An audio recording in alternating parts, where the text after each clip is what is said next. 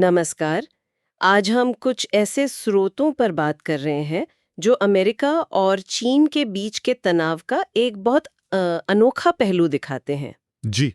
ये बात उस समय की है जब अमेरिका के तत्कालीन राष्ट्रपति ट्रंप उन्होंने चीन से आने वाले सामान पर बहुत भारी करीब करीब 100% टैरिफ लगाने का ऐलान कर दिया था। हाँ, वो तो बड़ा कदम था। बिल्कुल। और जाहिर है सबको ये अंदाजा तो था ही कि चीन चुप नहीं बैठेगा, कोई ना कोई जवाबी कार्रवाई तो होगी। हाँ, उम्मीद तो यही थी। एक्शन करिए एक्शन। ज्यादातर विशेषज्ञ और विश्लेषक यही सोच रहे थे कि चीन भी शायद वैसा ही करेगा, मतलब अमेरिकी सामान पर टैरिफ बढ़ा देगा या फिर हाँ, या शायद अमेरिकी कंपनियों के चीन में काम करने पर कुछ पाबंदियां लगा देगा। बिल्कुल, मतलब एक आर्थिक हमले का जवाब आर्थिक तरीके से ही दिया जाएगा, ऐसा हाँ, सोचा जा रहा था। सही। पर चीन ने जो किया वो थोड़ा हटकर था, अप्रत्याशित कह सकते हैं। हाँ, उन्होंने सीधे तौर पर तत्कालीन ट्रंप प्रशासन की एक ऐसी दुखती रग पर हाथ रखा जिसकी उम्मीद शायद कम ही लोगों को थी। बिल्कुल। तो आज के इस विश्लेषण में हम स्रोतों के आधार पर ये समझने की कोशिश करेंगे कि चीन ने इस आर्थिक लड़ाई का जवाब एक एक धार्मिक समूह पर कार्रवाई करके क्यों दिया और इसके पीछे की असली रणनीति क्या थी। जी, ये समझना जरूरी है। चलिए इसी पर गहराई से बात करते हैं। तो चीन ने असल में किया क्या था उस वक्त? स्रोत बताते हैं कि जैसे ही ये टैरिफ की घोषणा हुई, उसके कुछ ही समय बाद हाँ। चीनी पुलिस ने चीन के अंदर काम कर रहे जायन चर्च, उसके प्रमुख पादरी को गिरफ्तार कर लिया। अच्छा, सिर्फ प्रमुख पादरी को? नहीं नहीं, बात यहीं नहीं रुकी। सिर्फ प्रमुख पादरी ही नहीं, बल्कि चर्च के कई दूसरे नेता, कार्यकर्ता, सदस्य, उनको भी हिरासत में लिया गया, जेल भेजा गया। ओहो। और ये कोई एक दिन की घटना नहीं थी। स्रोत बताते हैं कि ये कार्रवाई लगातार चलती रही। मतलब एक सिलसिला चला। हाँ बिल्कुल।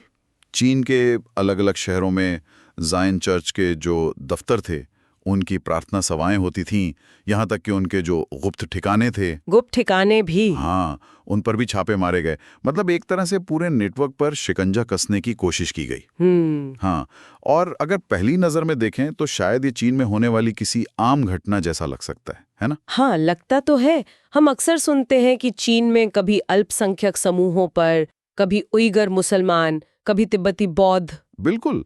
या कभी-कभी ईसाई समूहों पर भी सरकार की तरफ से सख्ती की खबरें आती हैं। तो सवाल उठता है कि इस खास घटना में, मतलब जायन चर्च पर हुई कार्रवाई में, ऐसा नया क्या था? ये अमेरिका के साथ जो ट्रेड वॉर चल रहा था उससे कैसे जुड़ गया? यहीं पर बात दिलचस्प हो जाती है। इस पूरे मामले को समझने के लिए, जैसा कि स्रोत बताते हैं, ये जायन चर्च के बारे में थोड़ा जानना जरूरी है। अच्छा। ये कोई चीन का पारंपरिक या स्थानीय चर्च नहीं है। ये असल में अमेरिका में आधारित एक इवेंजेलिकल ईसाई समूह है। अमेरिका आधारित? हाँ, जिसकी शाखाएं चीन में गुप्त रूप से काम कर रही थीं। और सबसे अहम बात, ये चर्च चीनी सरकार के साथ आधिकारिक तौर पर रजिस्टर्ड, मतलब पंजीकृत नहीं था। अच्छा, ये पंजीकरण वाला बिंदु अहम है। स्रोत बताते हैं कि चीन में नियम काफी सख्त हैं इस मामले में। जी। किसी भी धार्मिक समूह को, चाहे वो हिंदू हो, मुस्लिम, बौद्ध, ईसाई कोई भी हो, हाँ। अगर सार्वजनिक रूप से काम करना है, प्रार्थना सभाएं करनी है, धर्म का प्रचार करना है, हाँ, तो उन्हें सरकार के पास पंजीकरण कराना अनिवार्य है। वैसे ये सिर्फ चीन में ही नहीं है, दुनिया के कई देशों में, कुछ हद तक भारत में भी। सही कहा। धार्मिक संस्थाओं के लिए किसी न किसी तरह का पंजीकरण या सरकारी नियमन होता है। हाँ। लेकिन चीन में इस पंजीकरण की प्रक्रिया का एक खास पहलू है जो इसे ज्यादा विवादास्पद बनाता है। वो क्या है? स्रोतों के अनुसार पंजीकरण का मतलब सिर्फ ये नहीं कि आपने अपना नाम दर्ज करा दिया।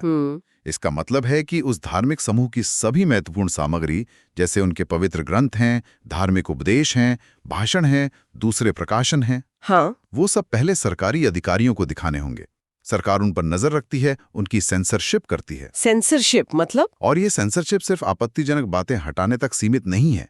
अक्सर कोशिश ये होती है कि धार्मिक शिक्षाओं को चीनी कम्युनिस्ट पार्टी की जो आधिकारिक विचारधारा हैं, जो नीतियां हैं, हाँ। उनके अनुरूप ढाला जाए।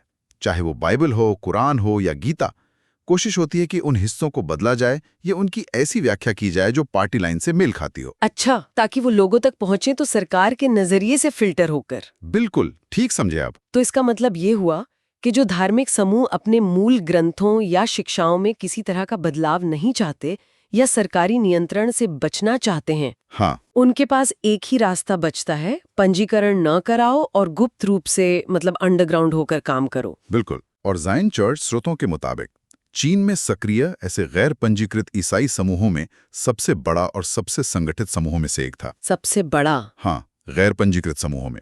ये पूरी तरह से अंडरग्राउंड ऑपरेट कर रहा था, सरकार की नजरों से बचकर अपनी गतिविधियां चला रहा था। ठीक है, तो अगर ज़ायन चर्च गैर पंजीकृत था और गुप्त रूप से काम कर रहा था, तो चीनी सरकार की ये जो कार्रवाई थी, इसे एक तरह से उनके अपने कानूनों को लागू करने की कोशिश के तौर पर भी देखा जा सकता है। हाँ बिल्कुल, देखा जा सकता है। मतलब एक गैर कानूनी संगठन पर कार्रवाई, तो फिर इसमें अमेरिका से बदला लेने वाली बात या ये व्यापार युद्ध से कनेक्शन कहाँ से आया?